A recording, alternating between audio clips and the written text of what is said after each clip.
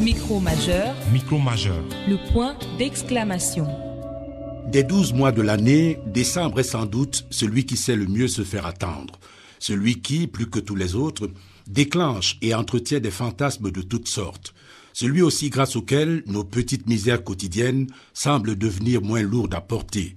Celui enfin qui donne quelques apparences de réalité à nos illusions de bonheur. Bref, c'est le mois qui fait rêver, le mois féerique par excellence, le mois enchanté où on tire sans sommation et à volonté des plans sur la comète. Montons donc et restons sur la Lune pendant ces jours d'exception, car nous aurons tout le mois de janvier et le restant de l'année prochaine pour redescendre sur Terre. Restons sur la Lune et permettons-nous de rêver éveillés, sans en avoir honte, sans vergogne et sans complexe. Refaisons hardiment le monde à notre goût, en le débarrassant des frustrations, des contrariétés et des échecs de cette folle année 2019. Ce rêve, globalement, est un rêve d'harmonie, l'harmonie qui fut l'une des grandes absentes de ces derniers mois.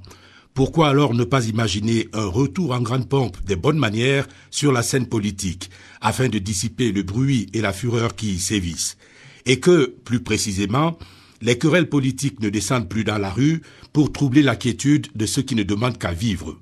Souhaitons-nous parallèlement d'arrêter l'ahurissante instrumentalisation des langues officielles qui fait tant de mal à notre vie commune. L'anglais et le français ne sont rien d'autre que des véhicules de communication et doivent le rester. Faisons le vœu que la floraison des églises et des chapelles, qui tentent à devenir une identité de notre temps, quitte le seul vacarme des séances de guérison. Les guillemets sont de rigueur ici. Que ces églises et ces chapelles, à défaut de se trouver des terrains d'entente, fassent la démonstration de leur utilité, en donnant un contenu concret à leurs enseignements par des relations sociales apaisées. Faisons du charme aux muses, afin qu'elles visitent plus souvent nos artistes, en leur inspirant des créations susceptibles de traverser les âges. Ce ne fut pas toujours le cas en cette année finissante. Allons, sabre au clair, à la conquête des réseaux sociaux, dont le pouvoir sur nos contemporains progresse à vue d'œil, au point d'en devenir étouffant.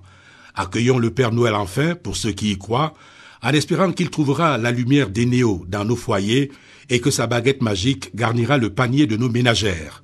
Mettons en demeure les diseurs de joyeux Noël et de bonne année de s'acquitter de leurs besognes en parlant avec le cœur, sans faux semblant. Et surtout, gardons-nous de trop croire en ses vœux.